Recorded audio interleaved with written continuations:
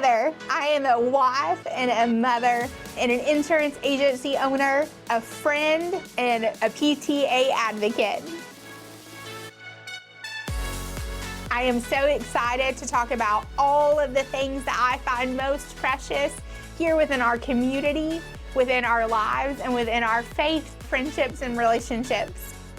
Here on Heather's Most Precious. Hey y'all, welcome back to another episode of Heather's Most Precious. I am here today with Ed Garcia, who is running for our school board and for the 7th and Weir's district seat. That's District 7. Thank you. Being vacated by Joe Wingate. That. Yes, we're excited that you're here. Thanks for having me. Absolutely, absolutely. Now, before we dive in to hearing about kind of your stance and the positions, who is Ed Garcia? That's a big question. It is a big question. So I started my career when I joined the Marine Corps when I was 17 years old, immediately after high school. And I spent the next 6 years serving my country. I got out of the Marine Corps and decided to join the business world, and I spent the next 35 years in the business world transforming really failing organizations into world-class customer service leaders. I recently retired in March of last year, and I realized pretty quickly that I was a little too young to just sit on their couch for the rest of my life. And I saw some of the challenges my daughter was having at school with our grandchildren and decided that as a customer service professional, things could be better, and decided to throw my hat in the ring. I found out Joe Wingate wasn't running again because he's moving to Georgia, and decided to throw my hat in the ring and run for school board. And I think that just my education, my training, my experience, and the fact that I have a lot of time on my hands now really uniquely qualify me to fulfill the office of the school board. And I think I can make a little difference there. Absolutely. I love that. Well, thank you for your service. It was my honor. Yeah, that's a big deal. What was something through that experience that you learned about yourself that you may not have learned had you not been through the Marine Corps? Yeah.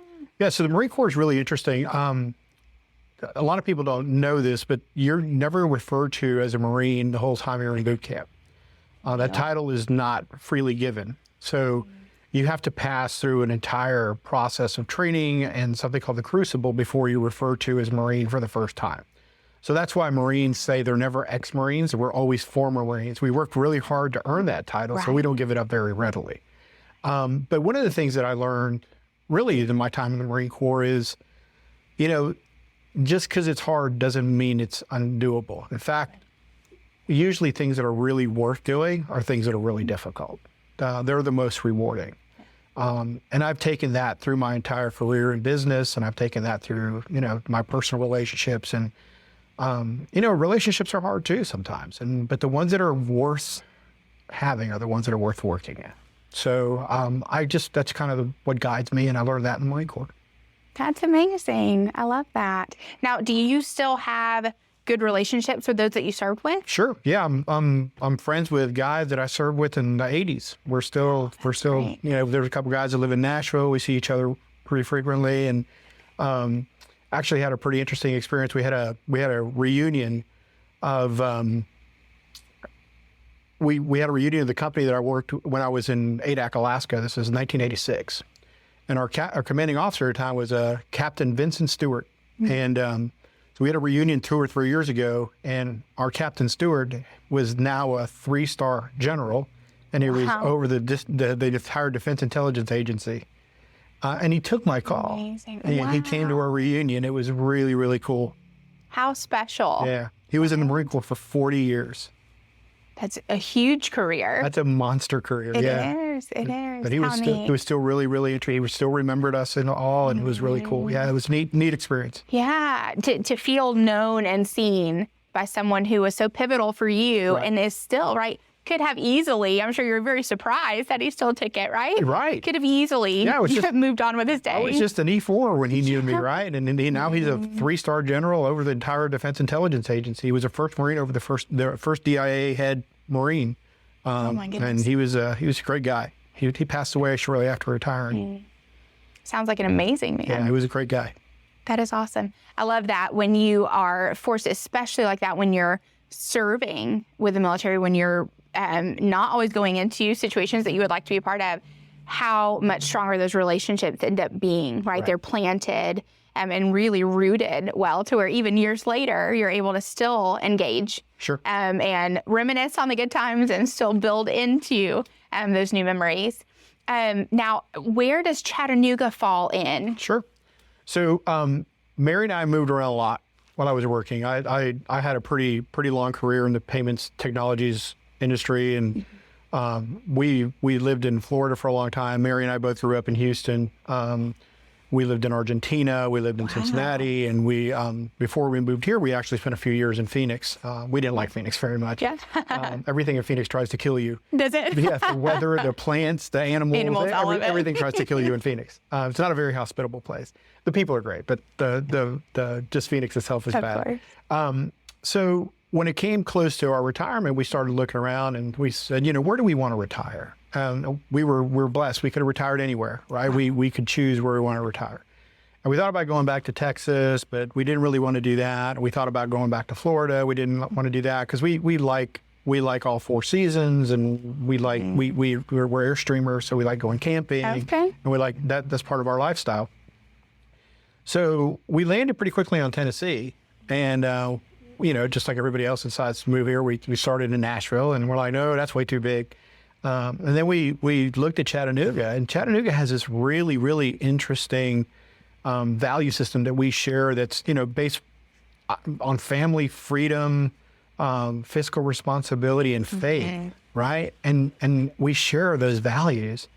And we're only a couple hours from Atlanta. We're only a couple hours from Nashville. We're an hour and a half from Knoxville, an hour from Knoxville. We're close to everything. We can be in the mountains in a couple hours. We can be in the beach. And so it's just a really, really great place. And what we didn't expect is how warmly we were received.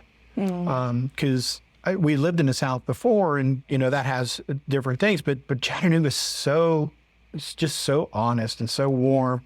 We made such good friends here in such a short time that our children decided to move here. Oh, so that's awesome. Danielle and Andy both moved here. They live here, and they decided to raise their families here. So we're eternally grateful for this community. We love it. And, one of the things that motivated me to run for public office is to serve the community where I live. Yeah. And, I have the time, I have the experience, and I felt like I should give something back to the community.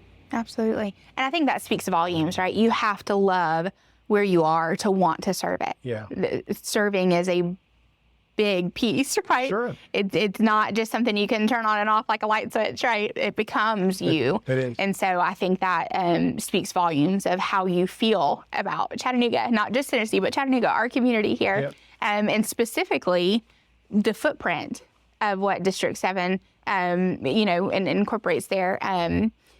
Tell me, I know that you mentioned your grandchildren. Are they part of what motivates you to want to run for school board? Absolutely. I mean, I think I mentioned earlier, I saw some of the challenges my daughter was having with the school system. My grandson was a little bit behind in reading, and it's just some of the challenges as a customer service professional, and understanding that taxpayers are what fund the school system. They're the customers, right? And she wasn't being treated like a customer. And that frustrated me to the point where I figured I should maybe get involved and see if I can help fix some of that. And I've fixed other organizations. I'm confident that I can help the school board as well, the school district.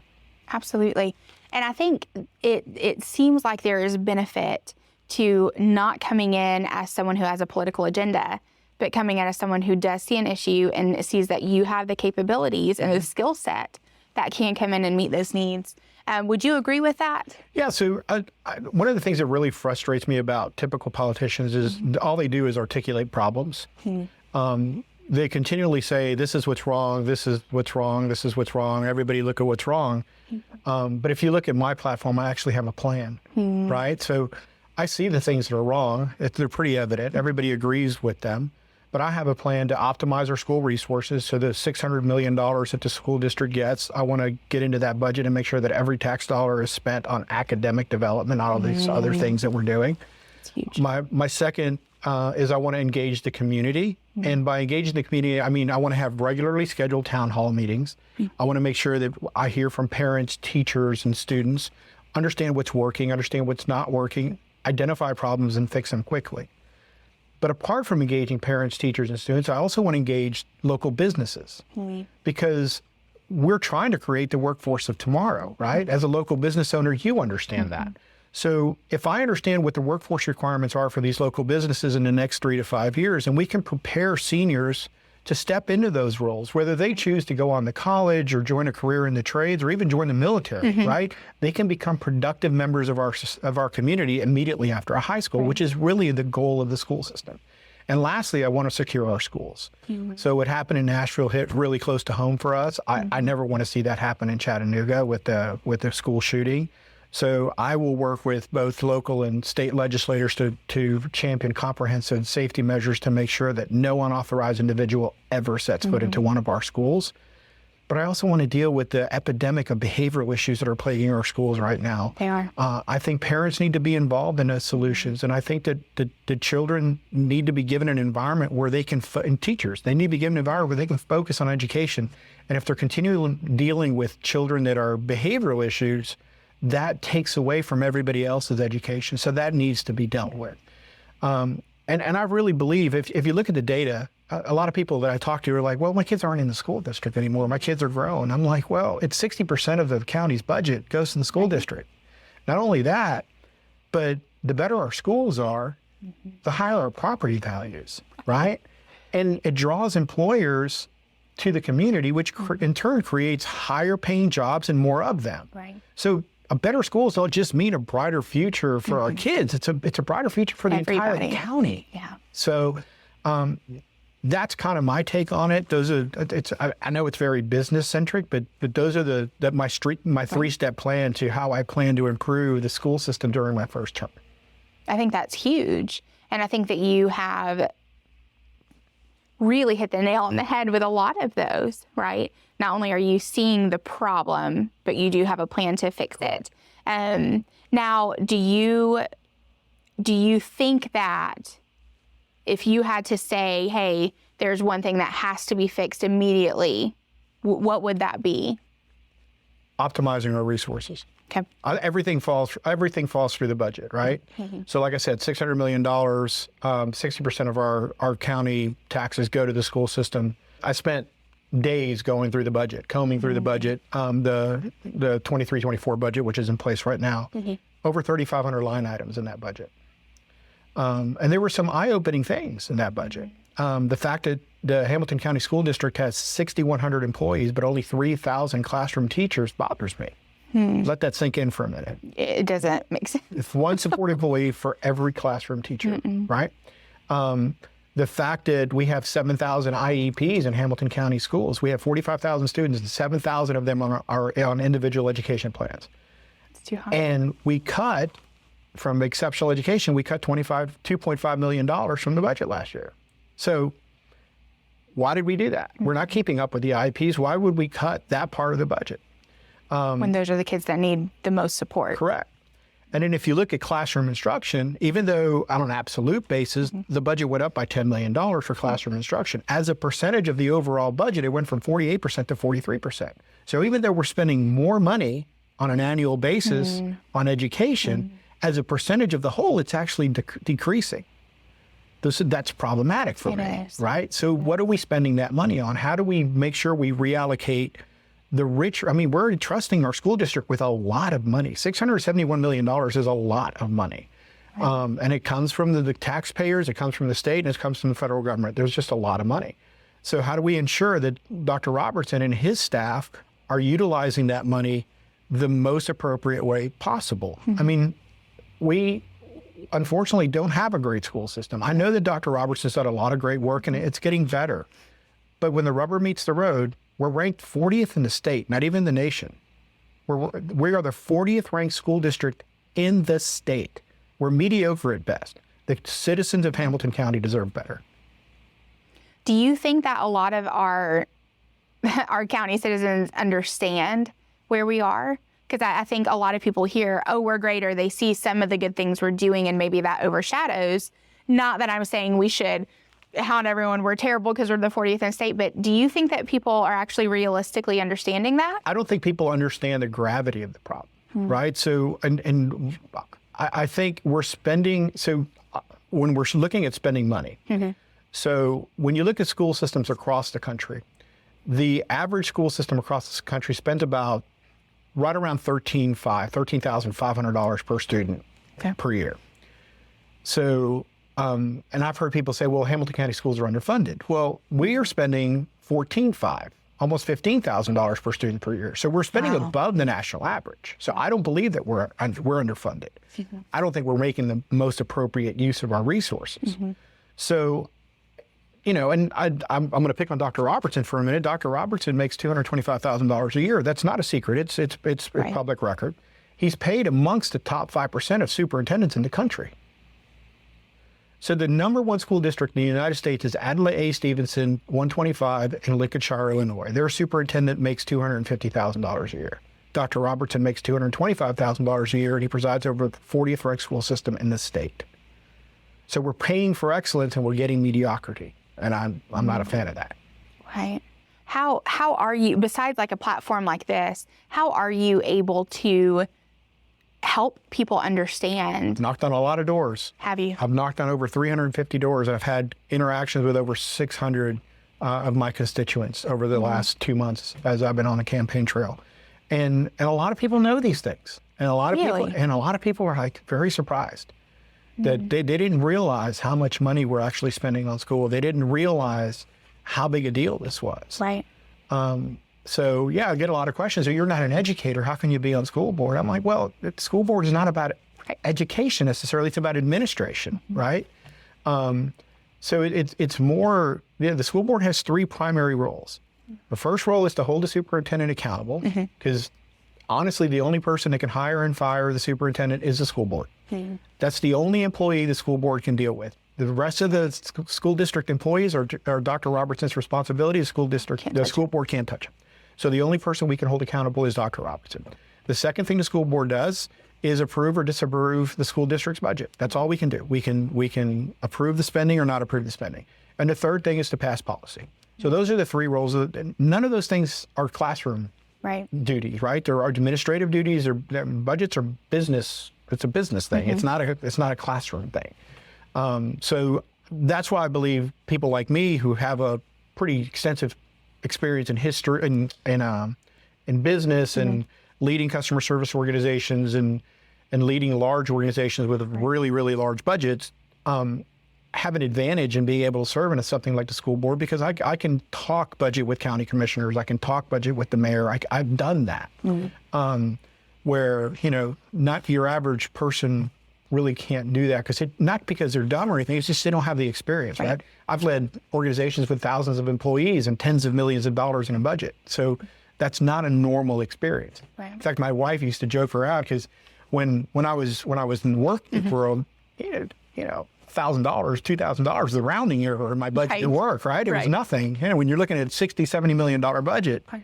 And then, you know, I look at my checkbook, oh, it's just $1,000. My wife's like, this isn't your work budget. It's a lot of money. This is our house. Get away from the checkbook. Give me that. Right. It plays a role. But again, you're talking about a skill set that you have, experiences that you have learned along the way that have really shaped you to be excellent at this. I believe so, yes. Yeah. I always say that my education, my experience, and my training uniquely qualify me to do this. And I believe that that's true.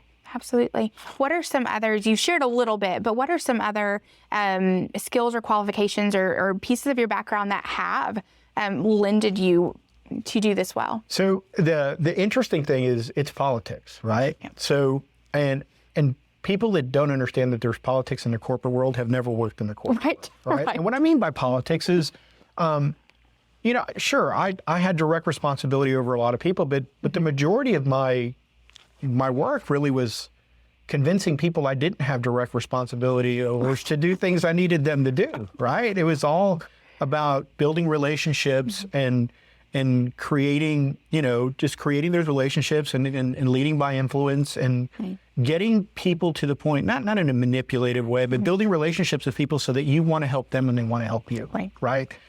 And I believe that that's what politics is at the end of the day, is people who serve their community, who want to help their community, but engage with other politicians, build relationships, not only with their community, but with other politicians so that we can help each other build a better community. And I believe that my experience helped me with that as well. I love that. I think, too, there's a piece of you that just exudes joy and makes you very personable and makes you want to, not only are you knowledgeable and not only do you have the background and the skill set and all of that, but we can talk, right? This is easy. And so that's very encouraging, because in your role as a parent of children who are a part of this district, I need to be able to know, hey, I can have a conversation. You can hear the needs. And whether the answer is yes or no, that I know that I could be heard, that you can advocate for me, or at least point me in the right direction, which is huge. And I feel like maybe not all candidates do have that. So actually, interestingly enough, I've done some of that. Like I've engaged with a couple of constituents in the county. They're like, well, I'm having this issue. And I'm like, wow, I'm just a candidate. There's nothing I can do, but you need to call this person, and you need to call this person, and you need to call that person, and this is your representative, and this is your school board person, and this is the chair of the school board. You need to burn them up. You need to, they work for you, right? And if you're not getting the answers, you need to call me back, because I'll use whatever little influence I have to, jump on the fire. Down. I'll figure it out. But that's neat. But there's also the personal connection, and some of these people are really struggling, and I've had the opportunity to sit down and pray with them and pray for them, and it's humbling, and it's really neat to be able to partake in people's lives like that. I'm pretty appreciative of that, and I'll never just take that for granted, because these are people's lives, these are their children. This is important. It's a big deal. Yeah. It's just not a school board seat where you meet once a month. This is people's children. Right. It's my grandkids. Right. It's big. It's a big deal. Yeah. And to know that you feel the weight, because this is not just a role. It's not just a job. You can be a difference maker, and you have proven that you already are, right? You have this desire, you have the passion to do it, you have the time to do it, and you have already taken, even without having these seat official, you have taken the steps to knock on doors or to build those relationships, or even as you're saying, you're giving the instructions, giving the kind of, here's your next in line. This is who you need to talk to, and if you don't, I'm here. Again, most people, all they want is to feel known, seen, loved, and appreciated. And even you taking the time to do that is huge. When I talk about my daughter's frustration, the real frustration, when you boil down all the vitriol and all the emotions, is she didn't feel like she was being heard, right? And these are her kids, and she's trying to have a problem, and she's just not being heard. So people deserve to be heard. They don't always they don't always deserve to be told yes. Right. They don't always deserve to be told no. But everybody deserves a voice. I've been asked a lot of questions. Do you think that, what do you think about parents coming to the school board meeting and jumping up and down and doing all this? You know what? They're welcome. Right. They're welcome. They're the taxpayer. We're here for them. If they want to voice something that they're not happy about, they have every right to come in and voice that concern. And listen, if it's a real concern, I'll act on it. I really will. And that's my promise. I will look into every issue. And if there are real issues out there, we're going to deal with them. Where is the disconnect? Where do you feel, you are very aware that it's the taxpayers, that y'all are working for us, for the community. Where do you feel like that disconnect is? When does someone who sits in that seat get to think that they're above it and that basically they're doing us a favor, right? When does that happen? I don't know that necessarily happens in the school board today, but I think some politicians just forget that they're serving their community. I think politicians get caught up in they're governing or they're administrating, they're doing that, and I think they lose sight of the fact that they're serving first. And they're serving their constituents, and they're there because their constituents put them there because they trusted them. Right. And if you lose sight of that, it's a slippery slope. It is. It is. how, other than, showing up, how would you invite the community to be a part of this? Sure. So I'll schedule town hall meetings every month, and I'll bring as many people as they want to come. We'll figure out the venue. But it's important for it to be, to add value. Because if you just, open up the doors and everybody comes in and complains and nothing ever gets solved, people will stop coming pretty quickly, right? So you're going to have to demonstrate progress. You're going to have to demonstrate that things are getting resolved. Not all the parents know everything that goes on in the school district. So part of that is me communicating, hey, look, this is some of the challenges we're having. These are some of the things. These are the reasons we're making these decisions. If you guys don't agree with them, let's talk about it. So, because everybody can be a critic. Right? One of the rules I had when I was in the business world is you can disagree with anything I have to say, but don't just criticize it. Bring an alternative to the table. If you bring an alternative to the table and it's reasonable, we'll discuss it. Right. But don't just criticize, because that doesn't help anybody. Right. So yeah, to the extent that we can have different points of views and alternative solutions, and let's work through them and let's make them happen. So, and again, engaging businesses.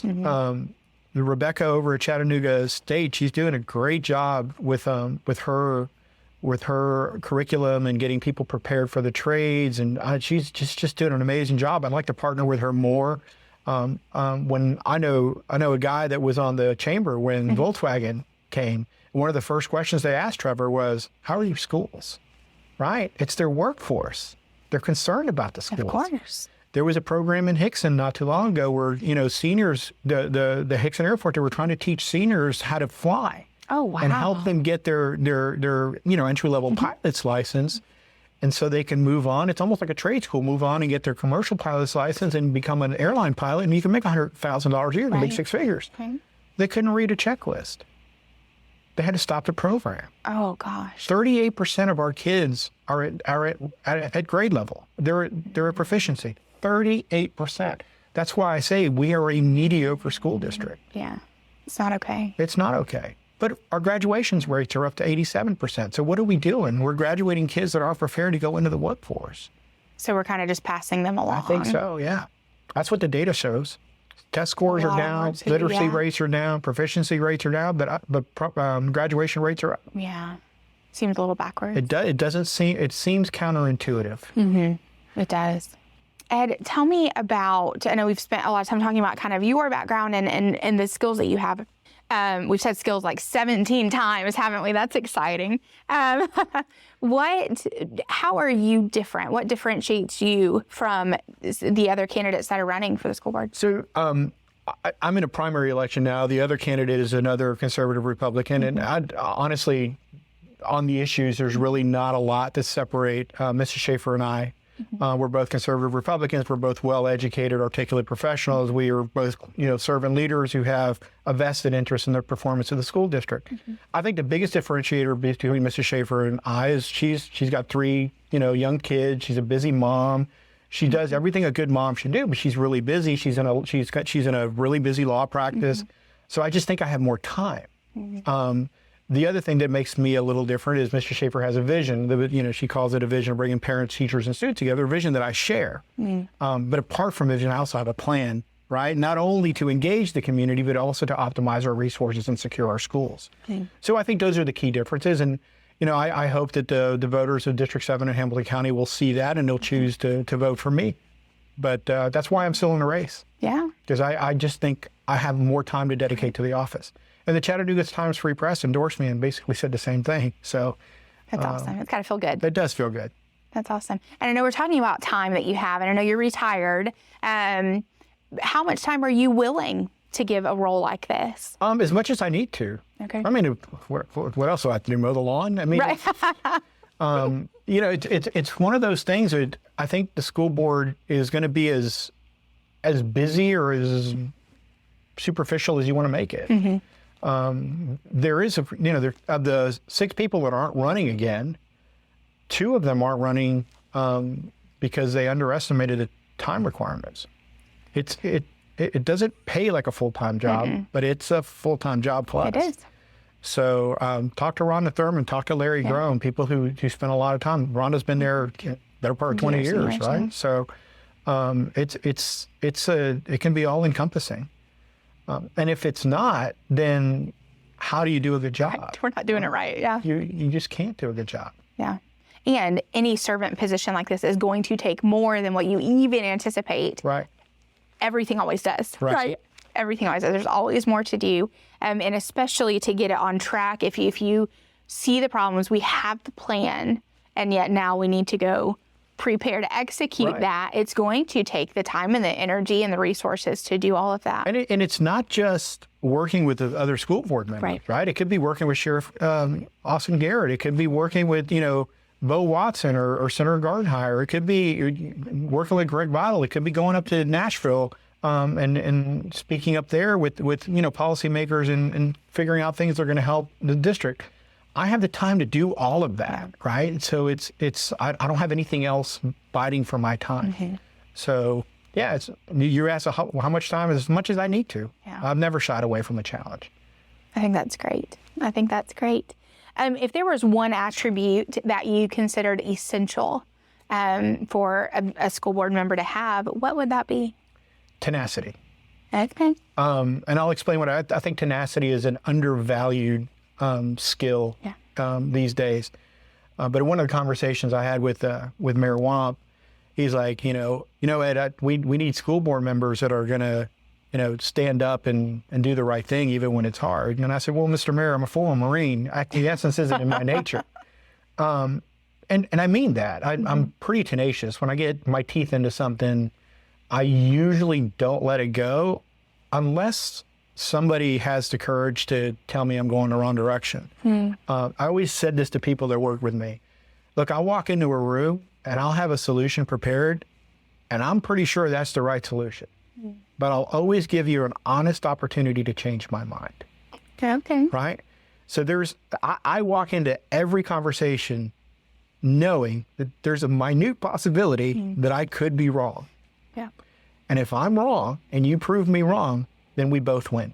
Absolutely. Because not only have you corrected something, but you've corrected a misperception in me, and you've kept me from going down the wrong path.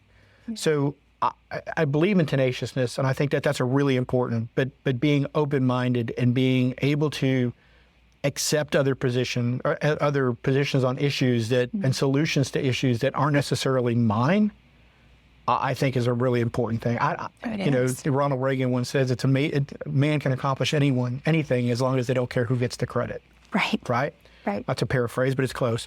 And I believe that. I don't need to get the credit for everything. I don't want the credit for anything. I just want our kids to have good schools. Absolutely. We actually just shared that quote for President's Day here at the office. It's one of our favorites. And it's so true. But I think that, again, we just keep speaking volumes about your character and who you are, because I think a lot of us, unfortunately, there's a lack of humility. And oftentimes we want it to be our way. Right. We want it to be our perspective. We very rarely do we want to shift our perspective, or are we even open for that, what we feel like is an attack on our stance. So the fact that you are willing to say, hey, look, I have planned and prepared, but I am open. Right. To change my perspective. I'll tell you a funny anecdote about humility. So I was probably in my late 30s. I was in the professional world. I was starting to climb. I was in the executive realm. And we did something called a 360-degree feedback, which is they do a survey of your direct reports, your peer group, and your managers. So 360 degrees. Yeah. And they ask them kind of similar questions, and they figure out kind of how are you doing? So how do your direct reports perceive you? How does your peer group perceive you? And how do your manager groups perceive you? And one of the things that came out was that I was arrogant. And that really hit me hard, right? Because I didn't want to be arrogant, right? My faith requires me to be humble, right? That really bothered me. So I remember, and I went and talked to my pastor. And I said, Pastor, this thing says I'm arrogant. Pastor, I'm a pretty humble guy. And he looked at me and smiled. He goes, Ed, when you think you're humble, you're not. And I'll always remember that. Yeah, so it's so true. I know that I have a propensity for arrogance. I always have to keep that in check. So that's kind of what guides me. Yeah. And there's so much truth to that statement, isn't there? If you think you're humble, you're not. Yeah. That is awesome. I would love to know what you see as the primary work of the school board. So again, the three official things of the school board is to, hold the superintendent accountable to the performance of the school district, approve or disapprove the budget, and then policy. So those are the official things. But there's a lot of unofficial stuff that school board does. So you have to identify the problems and you have to figure out the right solutions for them.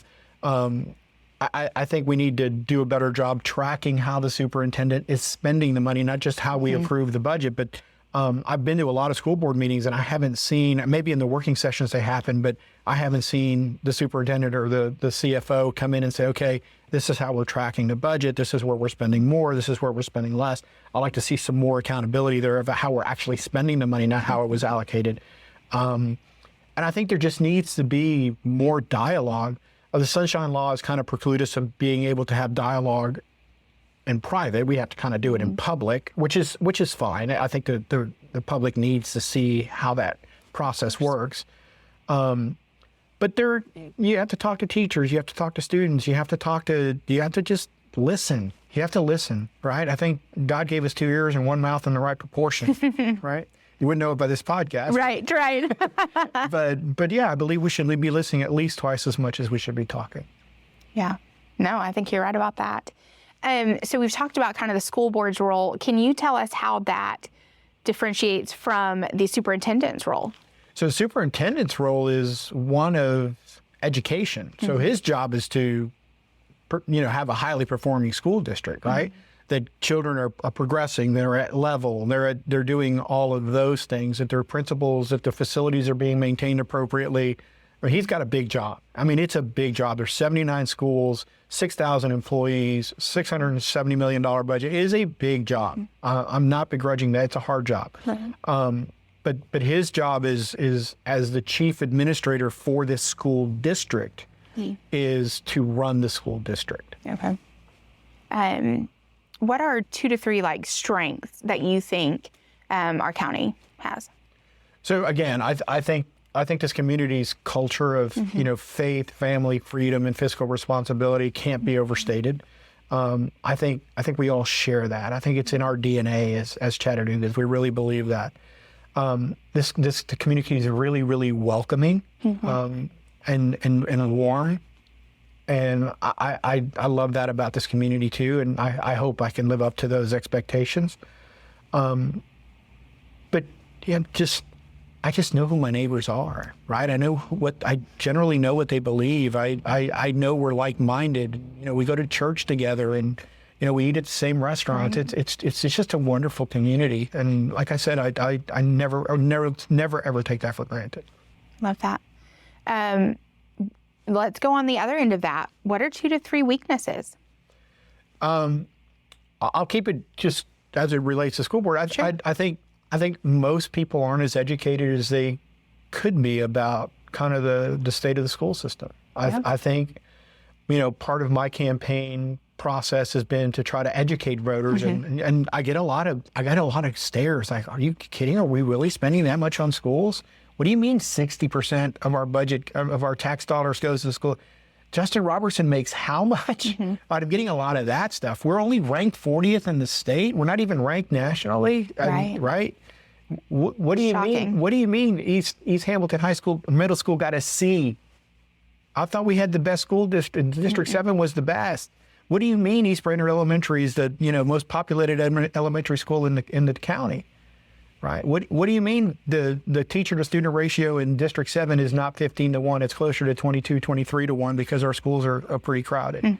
So it's that educational process to get people to understand there is a problem. But I don't want to be the typical politician that just pounds his fist and talks about problems. I want to be the guy that says, okay, these are the problems. If we all agree that these are the problems, these are what I think the solutions are. If you agree, let's work together to get them done. If you don't agree, let's have a conversation. Let's find a different solution. But if we all agree on the problems, then let's figure out how to fix them. Right. How do you intend to focus on our weaknesses? What are you going to do to help change them? So again, I think education is a big part of it, and not education like the school, but educating voters, educating the parents of District 7 and kind of what's going on in their schools. not just sound bites on the TV or whatever the paper writes in the paper. I think those things are important, but it's more important to just have a community meeting about that. So having those town halls, I think, are really important.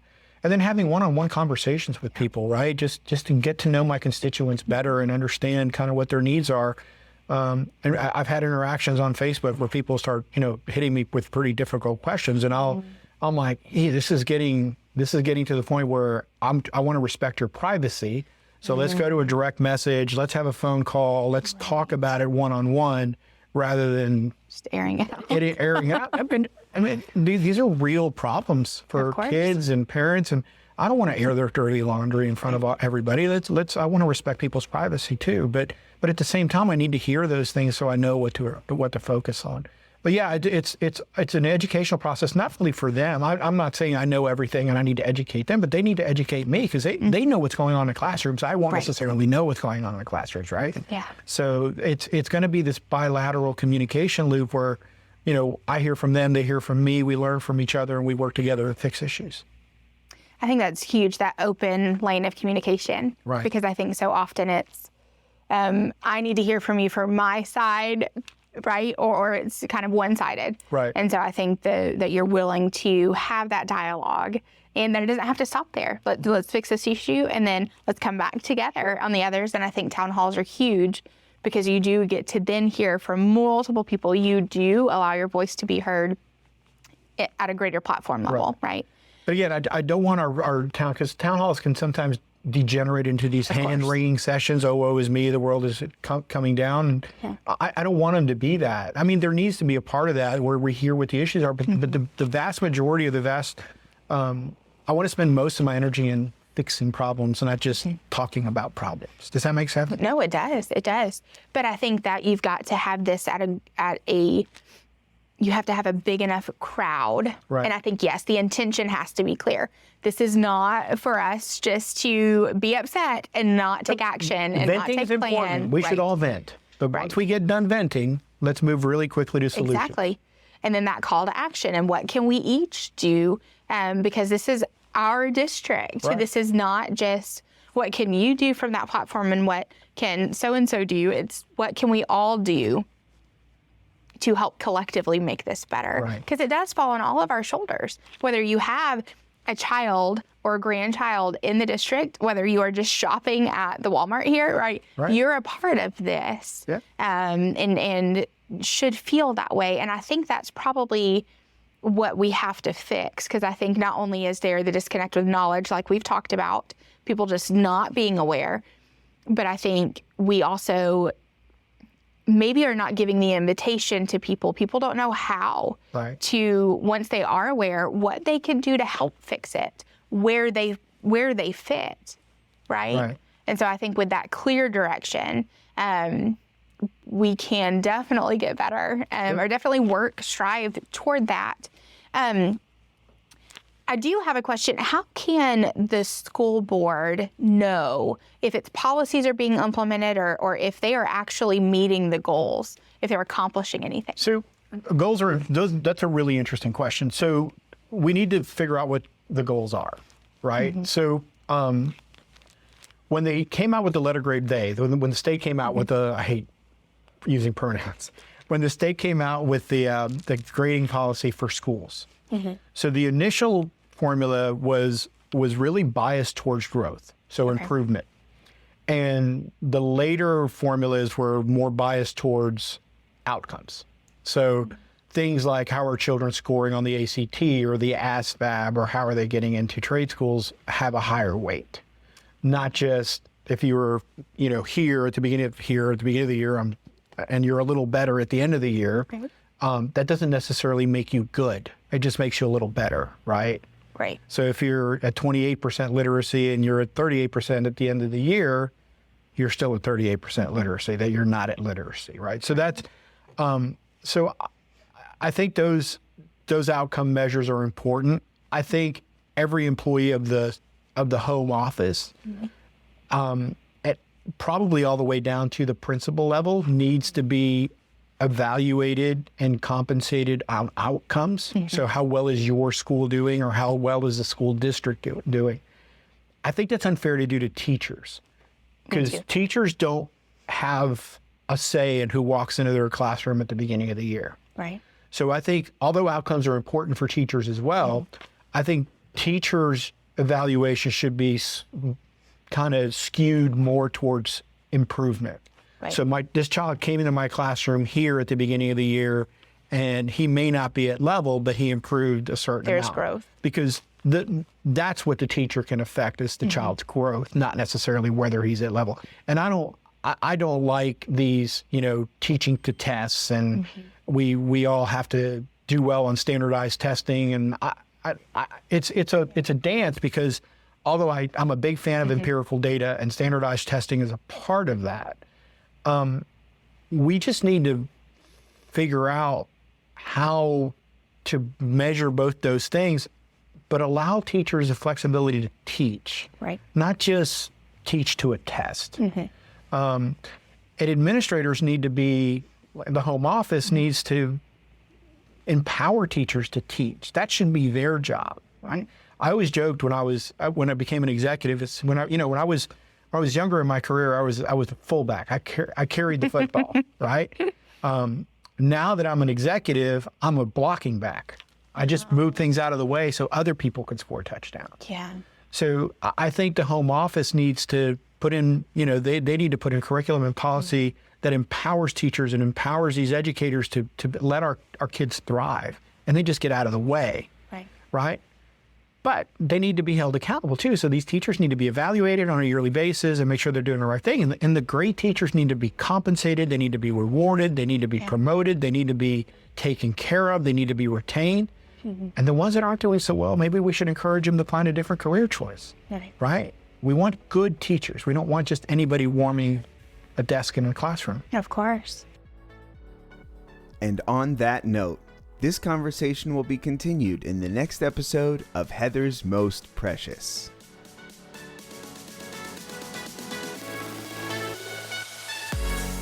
Heather's Most Precious is brought to you with love by the Hendrickson Agency, an insurance agency serving all of Georgia and Tennessee.